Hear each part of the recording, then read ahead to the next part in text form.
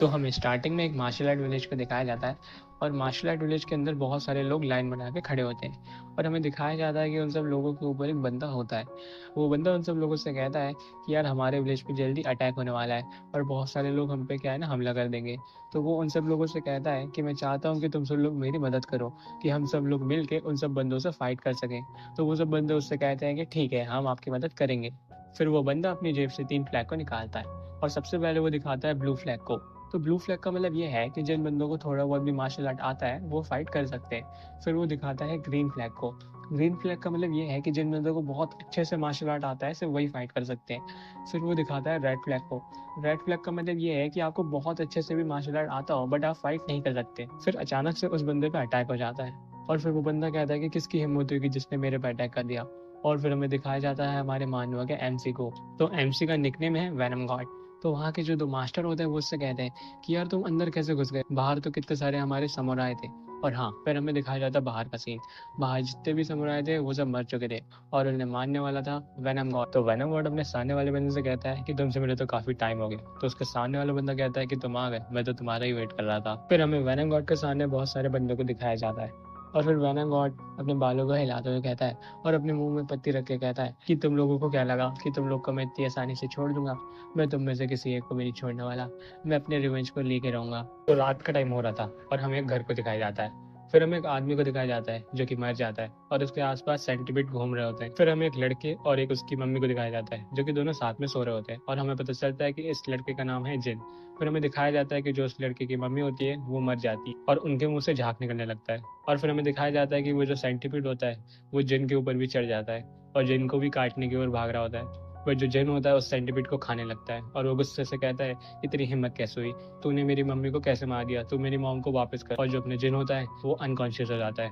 फिर हमें जिन के दादाजी को दिखाया जाता है जो कि जिन के पास आते हैं और उसे एक मेडिसिन दे देते हैं। फिर हमें एक मांगरियो नाम के बंदे को दिखाया जाता है और हमें पता चलता है कि ये जितने भी सेंटीपीड यहाँ पे घूम रहे हैं उन्हें छोड़ने वाला यही बंदा है। और इसने क्या है ना सेंटीपीड के जहर पे एक्सपेरिमेंट करा था, इसलिए उसने इन सेंटीपीड को यहाँ पे छोड़ दिया। तो ये बात सुन के जो जिनके दादाजी होते हैं वो बहुत ही ज्यादा गुस्सा होते हैं बट वो कुछ नहीं कर पाते।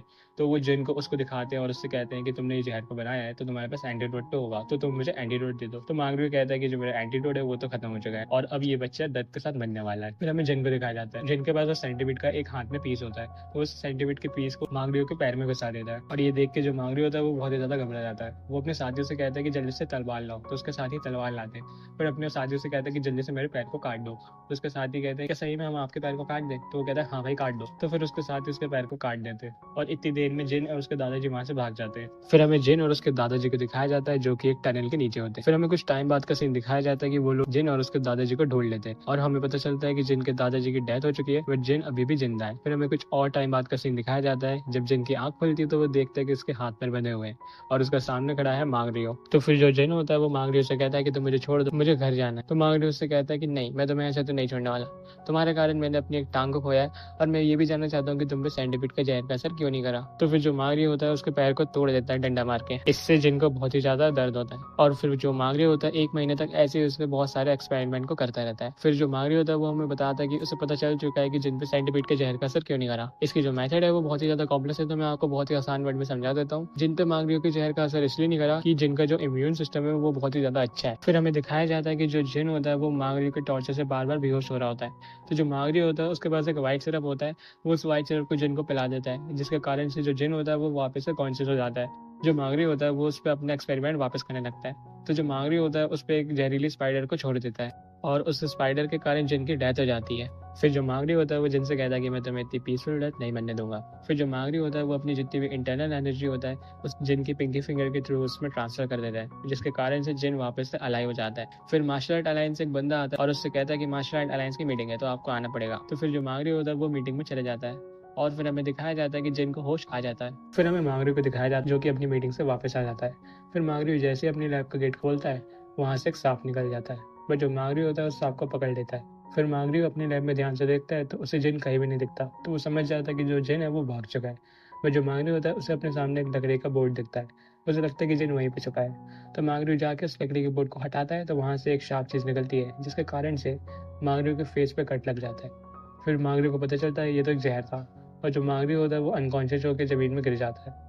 फिर मांगरी को पता चलता है कि इस जहर का जो एंटीडोट है वो तो एक बॉक्स में रखा है, और फिर वो जैसे उस बॉक्स की ओर जा रहा होता है वहाँ से जिन निकल जाता है। फिर जो मांगरी होता है जिन से कहता है कि प्लीज मुझे बचा लो, बट जो जिन होता है वो कहता है मैं तो जा रहा हूँ, तुम ऐसे ही मर जाओ। फिर हमें जिन को दिखाया जाता है जो कि बहुत ही ज्यादा टेंशन में होता है। फिर जिन सोचता है कि अब मैं क्या करूँ। फिर जिन को दो लोग दिखाई देते हैं जो कि मार्शल आर्ट अलायंस के बारे में बात कर रहे होते हैं।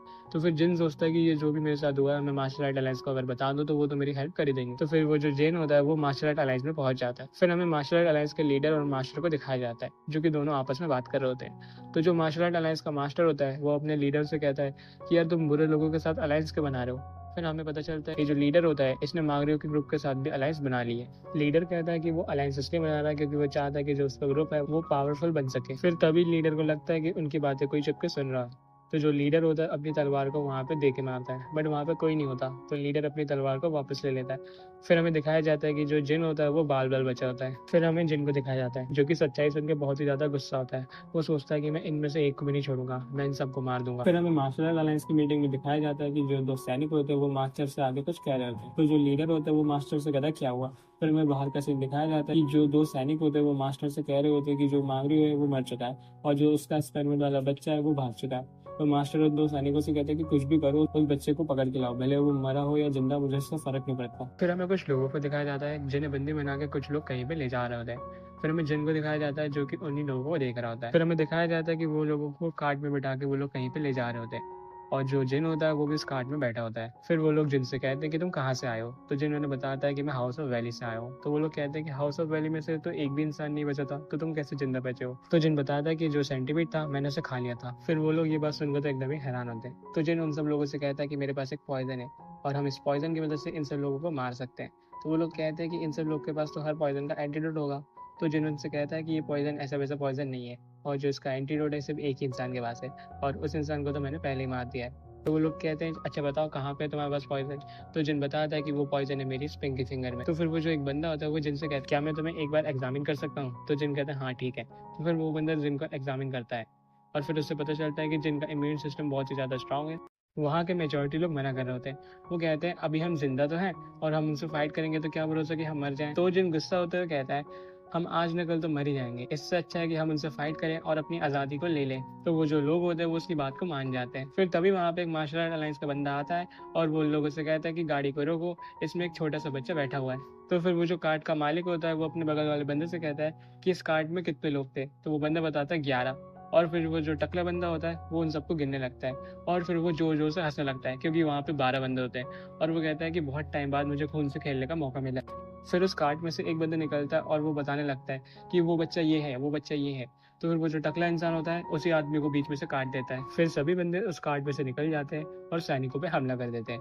और फिर हमें पता चलता है कि उन सब बंदों के हाथों में कुछ चाकू होता है और उस चाकू में जहर होता है, जिसके कारण से वहाँ के सारे सैनिक मर जाते हैं। तो फिर वो जो टकला इंसान होता है वो अपने सामने वाले बंदे से कहता है यानी बस मुझे तुम्हारे जहर वाले चाकू से दूर रहना है। और फिर हमें उस टकले इंसान को दिखाया जाता है जो कि अपनी तलवार को बहुत जम से चलाता है, और उसकी शॉक वेव से सामने वाला बंदा दो हिस्सों में कट जाता है। और इसी के साथ ये एपिसोड एंड हो जाता है। तो आपको ये मानवा कैसी लगी कमेंट करके बता देना, और आप चाहते हो कि मैं इस मानवा को कंटिन्यू करूँ तो लाइक एंड सब्सक्राइब कर देना।